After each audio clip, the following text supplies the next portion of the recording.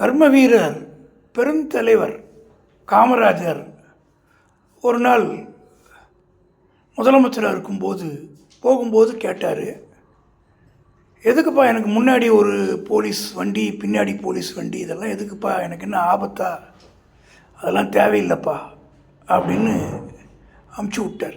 அந்த சவுண்டெல்லாம் வேண்டாம் அப்படின்னு சொல்லிட்டார். ஒரு மனிதனுடைய எளிமையை காமிக்குது.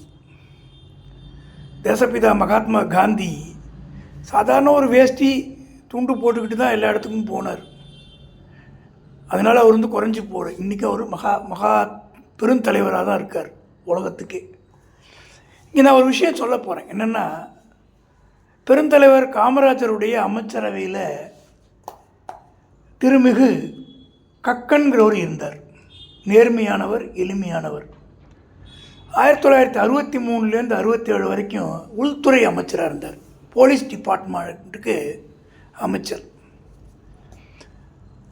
அப்போ ஒரு நிர்வாகம் பண்ணும்போது எதுக்கு ஒரு பள்ளிக்கூடத்தில் ஒன்றுக்கு ஒரு ஆசிரியர் வைக்கிறாங்க. தமிழுக்கு ஒரு தமிழ் படித்த ஆசிரியர், ஆங்கிலத்துக்கு ஆங்கிலம் படித்த ஆசிரியர். அப்போ தான் அதில் ஒரு எக்ஸல் கொண்டு வர முடியும். இவர் போலீஸ் அமைச்சராக இருக்கும்போது ஒரு கட்டுப்பாடாக இருந்தது எல்லா இடத்துலையும். இவருக்கு திருமிகு கக்கன் அவர்களுக்கு சொந்த வீடு கிடையாது, கார்லாம் கிடையாது, பொது போக்குவரத்து தான் அவர் யூஸ் பண்ணிட்டு இருந்தார். ஒரு முறை திருச்சியில் ரயில் ஏற வர நேரத்தில் ஒரு போலீஸ்காரர் தெரியாமல் அவரை தட்டிட்டார். அப்புறம் மந்திரின்னு தெரிஞ்ச பிறகு மன்னிப்பு கேட்டார், தெரியாமல் தட்டிட்டாங்க அப்படின்னு.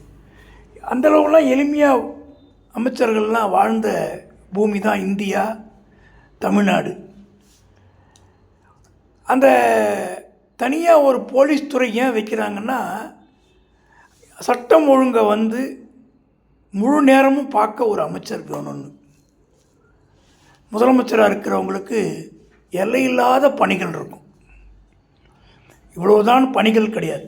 எல்லா மந்திரிகளுக்கு ஒதுக்கின இலாக்காக்கள் போக பாக்கி எல்லா விஷயத்தையும் அவங்க பார்க்கணும்.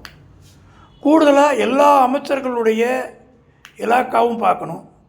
கூடுதலாக எதிர்காலத்துக்கு என்ன பண்ணுன்றதை யோசிக்கணும், செயல்படுத்தணும். இவ்வளோ வேலை இருக்கிறவர் போலீஸ் இலாக்காவை கையில் வச்சுருந்து அவரால் எப்படி நிர்வாகம் பண்ண முடியும்? அந்த 1967க்கு அப்புறமாவே போலீஸுக்கு தனி இலாக்கா கொடுக்காமல் விட்டுட்டாங்க. அது எதிர்காலத்தில் அதை ஒரு கவனித்து செஞ்சால் நல்லா இருக்குங்கிறது என்னுடைய தாழ்மையான வேண்டுகோள்.